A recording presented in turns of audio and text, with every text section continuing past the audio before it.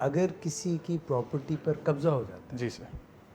और कब्ज़ा कोई छोड़ता नहीं, जैसे कि मिस ने भी जी पूछा कि वो भारी भरकम शख्सियत है, कोई उसकी ताकत है पीछे, कोई भी, जी सर। तो जिसकी ज़मीन पर, जिसके प्लॉट पर, जिसके घर पे कब्ज़ा हुआ है, जी सर। उसके पास क्या दाद रसी के तरीके हैं? सर इसमें जो सबसे लेटेस्ट कानून जो डेवलप किया गया इसी चीज़ को देखते हुए, क्योंकि इससे पहले जो वो एक कॉन्सेप्ट था जी, तारीख पे तारीख चलती है और बहुत लंबा काम होता है, क्योंकि आप सिविल रॉन्ग हो जाता है, आप सिविल कोर्ट्स में जाते हैं। तो इस चीज़ को काउंटर करने के लिए एक नया 2005 में कानून इंट्रोड्यूस करवाया गया है, इलीगल हाँ जी, इलीगल डिस्पोजेशन। डिस्पोजेशन है। उसके अंदर पुलिस को इन्वॉल्व किया गया और पुलिस की इनिशियल इंक्वायरी के बाद जो है वो उसमें टाइम फ्रेम भी उसके अंदर चेक्स लगाए गए और उसके अंदर फर्दर रेमेडी ये दी गई कि अगर इनिशियल स्टेज के ऊपर ही पुलिस इंक्वायरी में ही साबित होता है तो during the proceeding of case आपका पोजेशन जो है वो रिवर्स हो जाता है।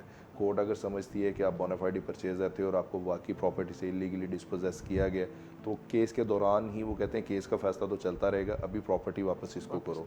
वो प्रॉपर्टी वापस उनको दिलवा देते हैं, केस चलता रहता है। फिर जो फैसला होता है मेरिट्स के मुताबिक वो डिपेंड करता है कि आपने ये सारे जो अमूर हैं जब सेल करते वक्त इनका कितना ध्यान रखा था। अगर तो आपने ये सारी चीज़ें की हुई हैं तो कल को आप अदालत में साबित कर सकेंगे। अगर आपने इलीगैलिटीज़ कमिट की हुई हैं, पैसे बचाने के लिए मुख्तलिफ शॉर्टकट्स लगाए हुए हैं, तो फिर आप प्रॉब्लम फेस कर सकते हैं। जैसे एक बहुत बड़ी जो मैं अक्सर देखने में आता है, हम लोग कैश ट्रांजैक्शन करना पसंद करते हैं। किस खौफ के तहत जो है हम बैंक्स को इन्वॉल्व नहीं करते हैं। तो कल को जब जाके आपको प्रूव करना होता है तो सबसे बड़ी मुश्किल यही आती है, आप पेमेंट का प्रूफ नहीं प्रूव कर सकते। उसकी रीज़न ये है कि आपने कह दिया मैंने इसको कैश दिया, अब वो कैश कहाँ से आया उसकी चेन ही नहीं पूरी हो रही है। तो अब बैंक को क्यों अवॉइड करते हैं, जबकि बड़ा आसान सा हल है कि आपको ख़तरा नहीं है। मतलब मैंने यहाँ पर अक्सर देखा, एक दिन मैं कुछ दिन पहले ही देख रहा एक ट्रांजैक्शन, वो 23 करोड़ रुपया इस तरह शॉपर बैग में भर के ला के ट्रांजेक्शन हो रही है। तो मैं हैरान हो रहा है। अब वो क्योंकि वो बहुत बड़े ज्वेलर्स थे, वो एक मामला इस तरह का था कि उनके पास कुछ शायद कैश इस तरह होगा, नहीं शो करवा सकते, तो कल को ऐसी ट्रांजैक्शन को प्रूव करना उतना मुश्किल हो जाता है। यूजुअली वाइट मनी मेरे ख्याल से शायद उनका White नहीं money होता का issue होता है। है। पे ऑर्डर बनाए तो सिंपल है, आपका ट्रैक पे ऑर्डर है, आपने बैंक से किया हुआ है तो कल को आप प्रूव भी कर सकते हैं। अब प्रॉब्लम मैंने जो बात शुरू करने में कही कि जो ज़रूरत होती है वो यही होती है कि आप जब काम करने जा रहे हैं तो पहले एहतियाती तदाबीर जो है उनको मुकम्मल कर लें। वो इसलिए नहीं, इस चीज़ के लिए कि कल को कोई मुश्किलात ना आए, उसको अवॉइड करने के लिए। ये नहीं है कि आप मुश्किल में पड़ें तो फिर सोचें कि अब मैं क्या करूं। अब पहले उस चीज़ का प्रिकॉशनरी मेजर्स पूरे करें ताकि आगे मुश्किल चल के। ऐड करना चाहूँगा कि आपने कब्ज़े की बात की, कब्ज़ा इतना इम्पॉर्टेंट क्यों है? क्योंकि पोजेसन जो है ना वो 90% ऑफ ऑनरशिप है।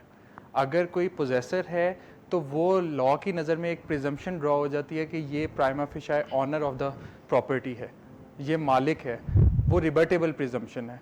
तो जब कोई आपको डिस्पोजेस करता है, उसको आपने अपना पोजेसन वापस लेना है तो आप गैर कानूनी तरीके से नहीं ले सकते। आप असलहा ले जाएंगे या गुंडों को ले जाएंगे या आप पुलिस वालों को ले जाएंगे, इस तरह नहीं होगा। उसका एक प्रॉपर चैनल है, जिस तरह मलिक भाई ने बताया। आप सिविल कोर्ट की रेमेडीज़ अवेल कर सकते हैं, आप पुलिस को इन्वॉल्व कर सकते हैं, जो हमारा पहले जनरल लॉ था पाकिस्तान पीनल कोड का कि इसने मेरे घर में ट्रेस पास किया है।